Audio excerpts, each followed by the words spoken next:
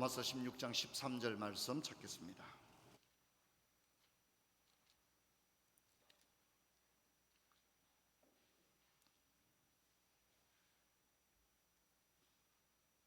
한 절인데요, 우리 같이 읽도록 하겠습니다. 주 안에서 택하심을 입은 루포와 그의 어머니에게 문안하라. 그의 어머니는 곧 내 어머니니라. 아멘. 성도 여러분, 여름이 깊어가고 있고 이제 두 형제 시리즈는 제가 이제 한 번만 더 설교하면 8번으로 계획된 두 형제 시리즈가 끝이 나게 됩니다. 두 형제 시리즈 7번째는 알렉산더와 루포 두 형제에 관한 이야기인데, 이 알렉산더 루포에 관한 이야기는 복음서에서와 또 로마서에서 한 번, 그러니까 이렇게 두 번만 언급이 되고 있습니다. 알렉산더 루포에 관한 두 형제 시리즈를 설교하기에는 성경이 주는 정보가 극히 제한되어 있습니다. 알렉산더 루포는 우리가 잘 아는 대로 예수님의 십자가를 대신 졌던 구레네 사람 시몬의 아들인 것으로 생각되어집니다. 그림을 좀 보도록 하겠습니다.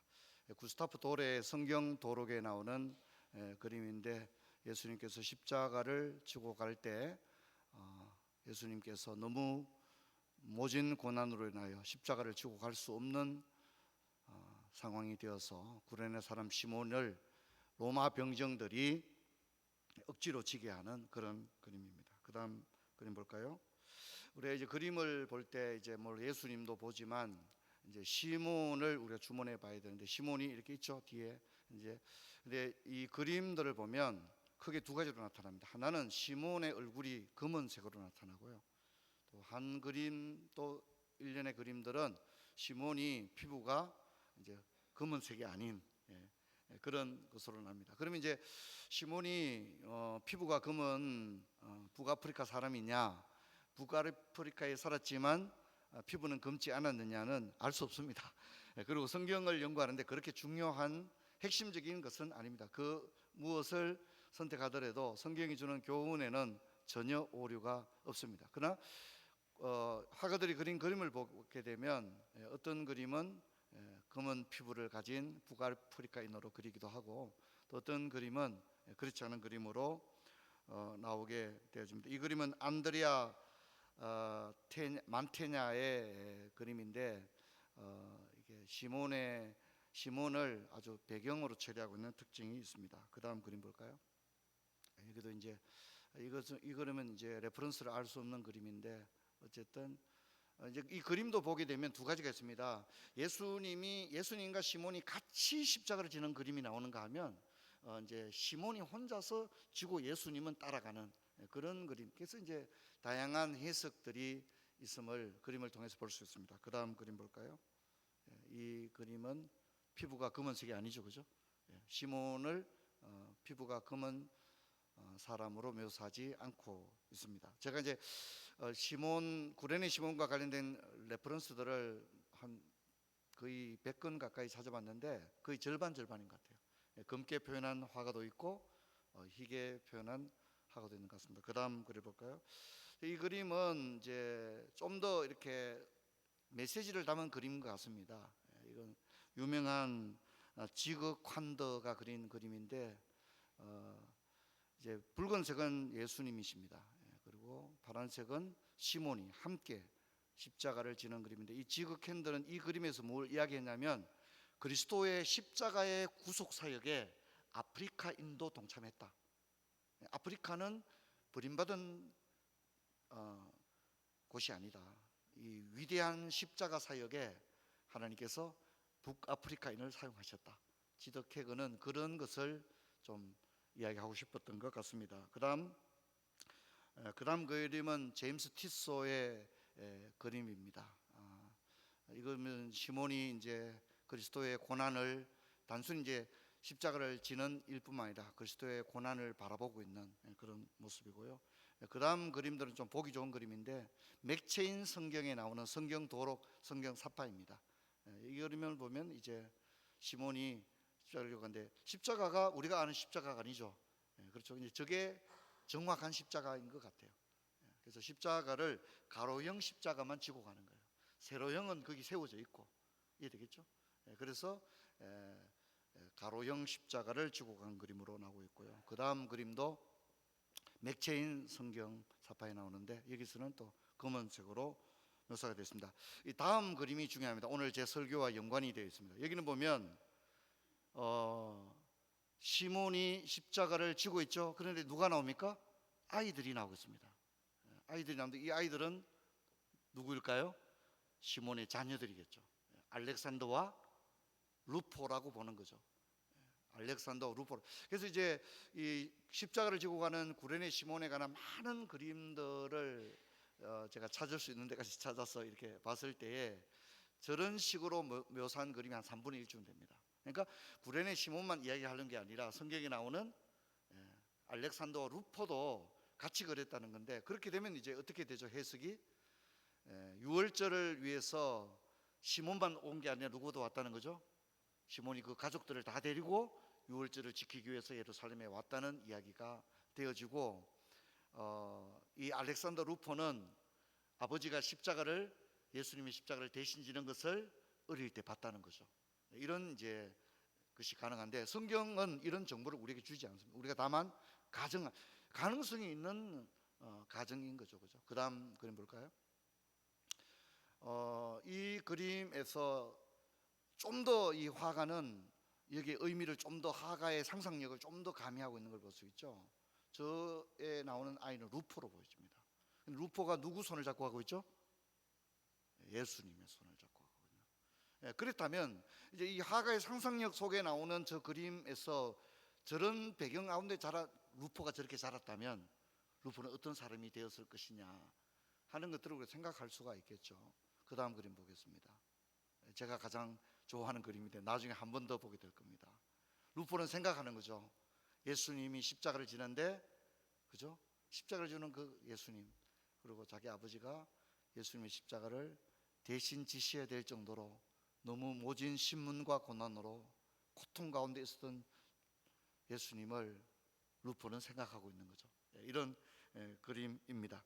여러분, 공간복음서에서는 십자가를 지고 가는 예수님의 모습을 보고하면서 시몬에 관한 이야기를 마태, 마가, 누가가 다 함께 보고하고 있습니다. 한번 볼까요? 먼저 마태복음은, 여기는 이제 그냥 마태복음 자체가 유대인을 위한 복음입니다. 그러니까 독자들이 유대인이라는 걸 염두에 두고 쓴 거죠. 그래서 지나가다가 시몬이라는 구레네 사람을 만났다 이렇게 얘기합니다. 근데 이제 마가복음은 좀 다릅니다. 마가복음의 독자가 누구냐면 로마인들입니다. 로마에 있는 사람들에게 예수님의 이야기를 마가 요한이 쓰고 있는 거예요. 그런데 뭐라고 합니까? 마침 알렉산더와 루포의 아버지인 구레네 사람, 그러니까 이 마가복음을 읽는 로마인들이 이해하기 쉽게 설명을 하는데, 마가복음을 읽게 되었던 로마의 교인들은 알렉산더와 루포에 대해서 어떻게 해요? 잘 알고 있었다는 거예요. 그 사람의 아버지였구나. 알렉산더와 루포의 아버지 그 시몬이 십자가를 지고 갔구나. 이렇게 쓰고 있는 거죠. 이렇게 본다면 알렉산더 루포는 마가복음을 읽었던 주 독자층이었던 로마에 있는 그리스도인들 사이에서 알렉산더 루포는 이름만 대면 어떻게 해요? 알 수 있는 사람이다. 그 사람 아버지가 그때 유월절에 십자가를 죽구나. 그 사람이 알렉산더와 루포의 아버지였구나. 그래서 마가는 시몬을 설명할 때 누구를 가져온다는 거죠? 알렉산더 루포를 가져옴으로써 이 두 사람은 로마에 있는 그리스도인들 세계에서는 충분히 알려진, 이름만 되면 그 사람의 아버지 시몬, 이렇게 그 사람이었구나 이렇게 알 수 있는 정황이었다는 겁니다. 그리고 이제 오늘 우리가 읽었던 로마서도 어디에 보내는 편지입니까? 로마에 있는 그리스도인들에게 보내는 편지인 겁니다. 누가복음은 그냥 시몬이라는 구레네 사람 이렇게 설명을 하고 있습니다. 그래서 마가복음만이 이 시몬의 가족에 관한 추가적인 정보를 독자들에게 주고 있습니다. 그리고 오늘 우리가 읽었던 로마서에는 바울은 다시 루포와 그의 어머니까지 언급을 하고 있는데 한번 볼까요? 그래서 오늘 우리가 읽었던 그 로마서 16장 13절에는 시몬의 가정, 앞에 한번 더 보여주십시오. 시몬의 가정이 나오는데 여기에 시몬은 안 나와요. 그렇죠? 시몬에게 문안하라, 이런 십자가를 졌던 시몬에게 문안하며 이런 말이 안 나와요. 그죠? 그 말은 시몬은 죽었다고 보는 겁니다. 바울이 고린도에서 로마에 보내는 편지를 쓸 즈음에는 시몬은 죽었다는 거죠. 그리고 시몬의 아내 루포의 어머니는 얘기하고 있죠. 그죠? 그러니까 어머니는 살아 있었다는 거죠. 그죠? 루포의 아내는 살아 있었습니다. 그러나 알렉산더가 안 나옵니다. 마가는 알렉산더와 루포에 이렇게 얘기했는데, 바울이 로마서에서 편지할 때는 알렉산더는 안 나옵니다. 이렇게 봤을 때 많은 학자들은 시몬과 알렉산더는 죽었을 것이다. 그리고 누가 살아있다는 거죠? 루포와 루포의 어머니만이 살아있기 때문에 그들에게 편지하고 있다, 이렇게 이야기를 하고 있습니다. 그래서 이 대부분의 주경학자들은 이제 그렇게 시몬과 알렉산더 죽고 이제 루포만이 남아 있었고, 또 루포는 로마의 그리스도인 공동체에 상당한 어떤 역할을 했던 인물로 생각이 되어지고, 또 시몬의 부인 루포의 어머니는 사도들의 보호자와 후견자 역할을 한 것으로 생각이 되어집니다. 그래서 이 바울은 루포를 매우 높이 평가하죠. 그죠? 교회의 택하심을 받은 루포와 그의 어머니는 내 어머니다, 이렇게 아무나 내 어머니란 말을 하지 않지 않습니까? 그 말은 뭡니까? 바울이 이 시몬의 가정, 알렉산더 루포, 또 시몬의 아내 루포의 어머니, 이 가정에 대해서 바울이 잘 안다는 얘기입니까? 모른다는 얘기입니까? 굉장히 잘 알죠. 잘 아니까 내 어머니라는 말을 했겠죠.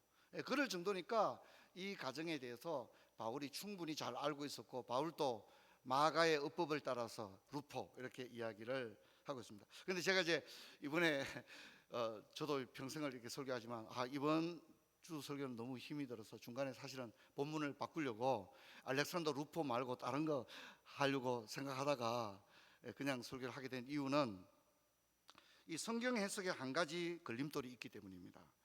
이런 정황에도 불구하고 시몬이라는 이름이나 루포라는 이름은 로마 세계에 너무 이런 이름이 많다는 겁니다.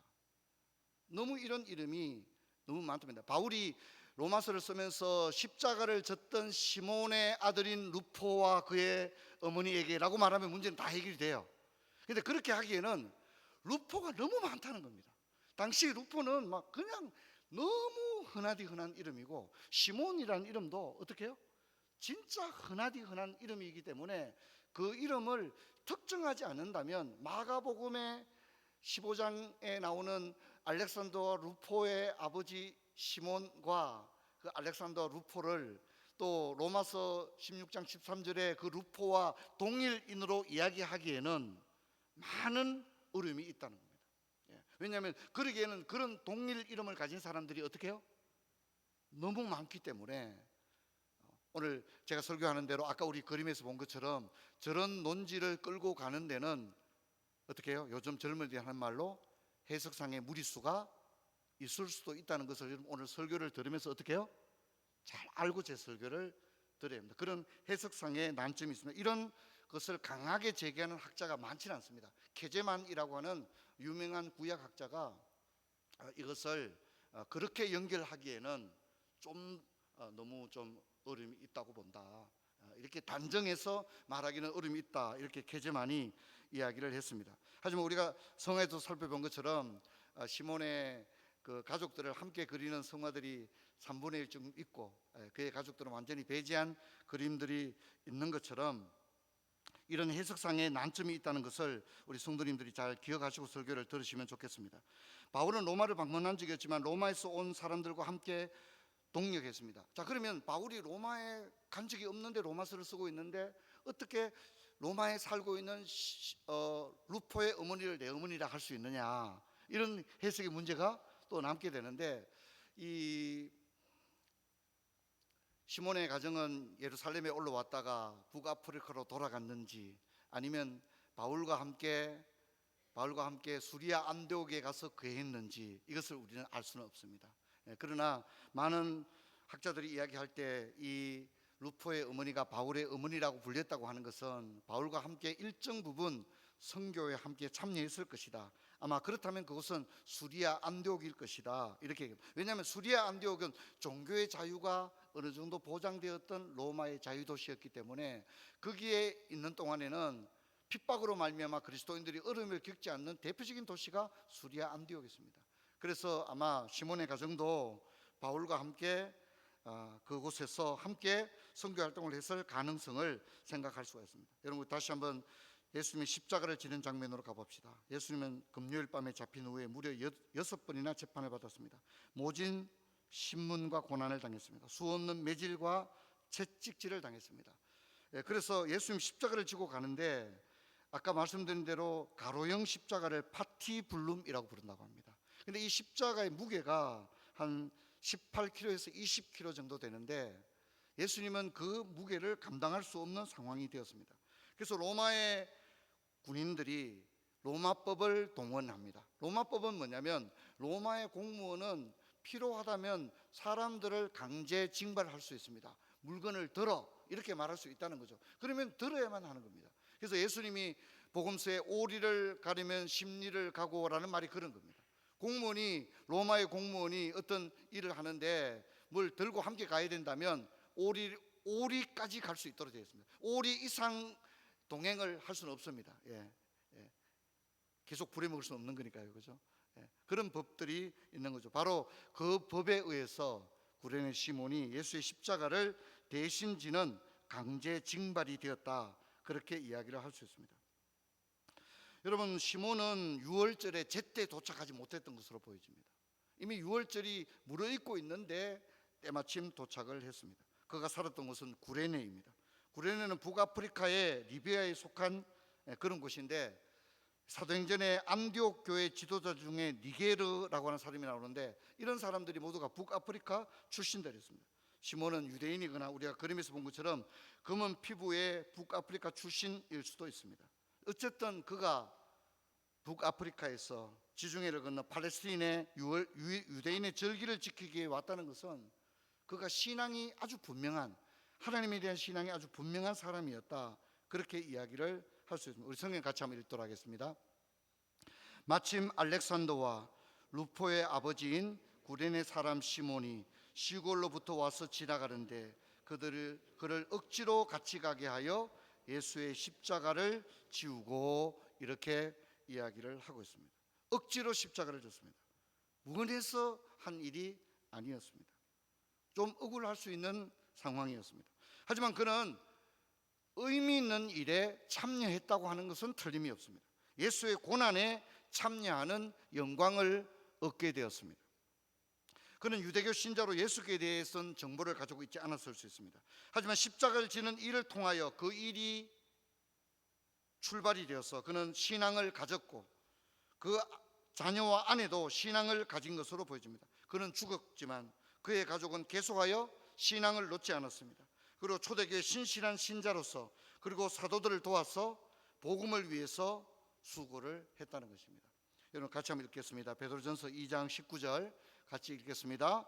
부당하게 고난을 받아도 하나님을 생각함으로 슬픔을 참으면 이는 아름다우나. 요 번역은 예전에 우리가 읽던 개역 한글 성경은 애매하게 고난을 받아도 이렇게 표현을 했어요. 근데 이번에 바뀐 개역 개정은 부당하게 고난을 받아도, 현대인들에게 훨씬 와닿는 표현이 아닌가 그렇게 생각합니다. 여러분, 부당한 것 자체가 싫은데 부당하게 고난까지 받는다면 그걸 누가 좋아하겠습니까? 아마 현대인들이라면 고개를 절레절레 절 겁니다. 부당한 것 자체가 싫은데 부당하게 고난까지 받아야 된다 그러면 그 누가 좋아하겠습니까? 아무도 좋아할 사람이 없을 것입니다. 그런데 여러분, 우리는 살아가는 동안에 부당한 일을 많이 겪습니다. 가정에서, 집안에서 부당한 일을 겪습니다. 또 사회에서, 직장에서, 모임에서, 인간관계 속에서, 또 이렇게 사업하시는 분들 거래관계 속에서 부당한 일을 겪게 되는 것입니다. 심지어 교회에서도 우리는 부당한 일을 겪을 수 있습니다. 부당한 일을 참는다는 것은 현대인들에게 이보다 더 고통스러운 일은 없는 것입니다. 여러분, 로마 시대 초대 성도들은 부당한 일을 당하는 것이 일상화되어 있었습니다. 그리스도 신앙을 가졌다는 것만으로 그들은 부당한 대우를 받았습니다. 길드와 같은 조합으로부터 회원 제명이 되고 물품을 받을 수도 없고 무역을 하기 위해서 배에 선적을 해야 되는데 그리스도인이라는 이유만으로 배에 물건을 실어주지를 않았습니다. 그래서 그들은 그리스도인이 된다는 것은 사업을 포기하는 것이나 다름이 없었고, 또 유대인 공동체로부터 완전히 추방을 당하여 이방인들과 같은 취급을 받아야만 했습니다. 오늘날 친다면 결혼식, 장례식에 아무도 안 오는 겁니다. 저 사람은 이방인인 거죠. 아무도 그 사람과 상대 자체를 안 해버리는 거예요. 여러분, 그리스도인들이 그런 고난을 당했습니다. 이런 고사하고 박해 시기의 교황들의 시대에는 예배를 드리는 것조차 금지가 되어 있어서 카타콤에서 예배를 드렸고, 심지어 네로 황제 시대에는 그리스도인들이 로마시의 방화범으로 몰려서 죽음을 당해야 했습니다. 성도 여러분, 시몬이 바로 그랬습니다. 시몬이 억지로 십자가를 졌습니다. 만약 여러분의 가족 중에 교회에서 억지로 어떤 일을 당했다 그러면 여러분 뭐라고 얘기하겠습니까? 교회에서 억지로 어떤 일을 당했다면, 원하지 않았는데 어떤 일을 해야만 했다면, 십자가를 져야만 했다면 여러분 뭐라고 하겠습니까? 여러분, 그 당사자는 말할 것도 없고 그 가정 전체, 그 집안 전체가 우리가 교회에서 이렇게 부당한 대접을 받았다고 교회를 떠나고 기독교 신앙과 결별할 것입니다. 성도 여러분, 저를 보십시다. 여러분, 우리가 평생 교회를 다닙니다. 교회를 몇 번 옮길 수밖에 없는 상황에 있는 분들도 계시겠지만, 우리가 교회에서 평생 어릴 때부터 모태신앙으로부터 죽을 때까지 교회에서 살게 되면 사실상 집안 식구들보다 더 자주 만나게 됩니다. 그리고 얼마나 많은 시간을 함께 해야만 합니까? 매주 만나고 매주 함께 사역을 하고 함께 봉사하고 함께 교제하고, 여러분 그렇게 한다면 사람들이 모인 곳에 어찌 오해가 없고 부당한 일을 만날 일이 없겠습니까? 어찌 시험될 일이 없겠습니까? 왜 섭섭한 일, 억울할 일이 없겠습니까? 근데 여러분, 그럴 때 여러분 그걸 참고 그것을 내 몸에, 내 마음에 받아들이는 것, 여러분 이것이 십자가를 지는 일인 줄로 믿습니다. 이게 부당하게 고난을 당하는 일입니다. 부당하게. 여러분, 하지만 이 부당하게 당하는 고난, 가정에서 그리스도인이기 때문에 당하는 이 고난들은 결코 헛된 고난이 아닌 줄로 믿습니다.